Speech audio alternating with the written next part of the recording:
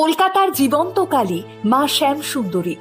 অমাবস্যার দিনে মায়ের পুজো হয় সম্পূর্ণ অন্ধকারে, আর মন্দিরে থাকা মায়ের বিগ্রহের দিকে তখন তাকালেই নাকি বোঝা যায় তিনি অত্যন্ত আনন্দে স্মিত হাসি হাসছেন।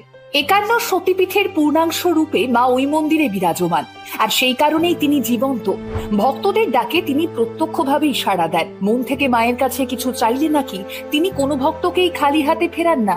কথিত আছে, সুদূর অতীতে মায়ের এক বিশেষ ভক্ত তার পরিবারের সকল সদস্যের মধ্যে সব থেকে বেশি শ্যামবর্ণের ছিলেন, যে কারণে তিনি ছোট থেকেই দুঃখ পেতেন।